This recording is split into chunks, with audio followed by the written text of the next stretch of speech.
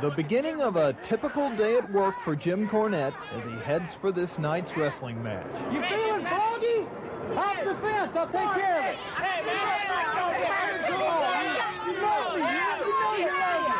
You know me. You love me. They love me. It's my public. I can't let them down. After 6 years in the wrestling business, all of them as a manager, Jim Cornette has certainly made a name for himself. Trouble is, you can't say it on TV. Get out of the way! Do you know who Jim Cornette is? Yeah, he's an egg-sucking dog. He's a what? Egg-sucking dog. Jim Cornette is the lowest life form there is. What's the matter with you? You look like you just stepped off a wedding cake. What's the matter with you? Look at that cheap suit. You might say Jim Cornette is to pro wrestling what John McEnroe is to tennis, which is only appropriate since Jim's trademark is a tennis racket that he always carries. There is another side to Jim, though. Now, Jim, you're not going to beat me with that thing, are you? No, I'm not going to hit you, John, but I'll tell you now, I'm used to playing with McEnroe and guys like that, so, you know, your talents might not be up to my standards, but I'll give you a good... Take Jim Cornette away from the screaming fans and the action in the wrestling ring, Here we go. and you find a fella who's easygoing. That was out. Out. Out. Try it again, John. It's okay. I got patience with you. He's cordial. John, your legs remind me of when I played Chris Everett. And he's polite, too. Remember those, but, Well, you got this camera. Let me tell you, it's a cameraman, the ugliest cameraman I've ever seen. Here, gain some weight. Take that, okay, fella? All right. No matter where you go, though, Jim likes to talk wrestling, something he's loved ever since he was a little boy growing up in Kentucky. And as a hobby, I started doing some publicity work and some promotion for the promotion that was operating in Kentucky, where I'm from, and that led to meeting some of the wrestlers. And once that I had met some of the wrestlers and gotten to know them, then I thought of the idea, should I be a manager? Because I wanted to do something participatory, but I didn't want to get my head beat in every night because that's not going to get it all. Jim came to Charlotte 3 years ago, bringing with him a reputation that doesn't exactly endear himself to the hearts of most wrestling fans. But being despised is no problem for a man who easily separates his private life from the one he leads in public. My friends are my friends, my enemies are my enemies, and people that just don't like me that I don't even know, well, hey, it's not, you know, that's not my fault. Like I said, we do what we want to do, and a lot of people like it. A lot of people don't. You can't please everybody all the time. It's at ringside that Jim really shines, and although he is the object of a lot of boos and hisses, he is the center of attention. Oh, it's ego gratification, being a household name in a lot of places. Of course, Garbage is a household name too, but you know, it's ego gratification. It's also very profitable.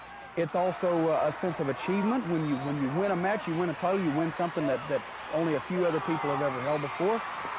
It's a lot of different things.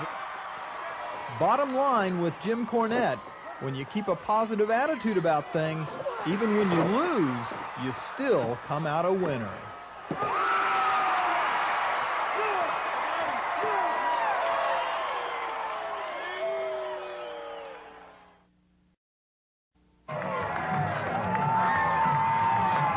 If it's nothing else, pro wrestling is certainly flamboyant. If you come out there in a pair of black trunks and a pair of black boots and your hair combed over to the side, then what's going to distinguish you from any 500 other professional wrestlers? But if you find something in yourself to project, to magnify, then that's something that people can remember and people can relate to or people can take a hold of and notice. The name of the game here is self-promotion, and getting your name and face in front of the public eye is almost as important as winning. Wrestlers are all independent. They're all individuals. They're trying to promote themselves, their name, their reputation in front of the people. You have to win matches to draw crowds. You have to win matches to make money. You have to draw crowds to make money. It's all interconnected, and the bottom line is nobody's going to go see Arnold Fenster wrestle, but a lot of people are going to go see the Midnight Express and Jim Cornette wrestle because they know who we are. It is certainly physical. These men are serious about their work, and they work at it. They have to have speed, they have to have strength, they have to have stamina. They can't just train for one sport because wrestling requires them to do everything.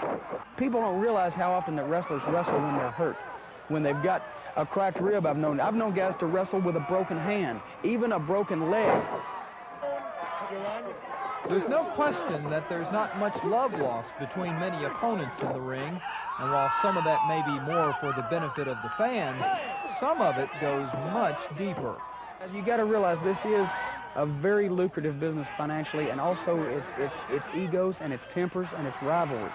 Almost everybody in wrestling has had at least one guy that they really could not stand and wanted to see rid of one way or another, and didn't matter how. And there's a lot of guys that's not as nice as I am in professional wrestling, too.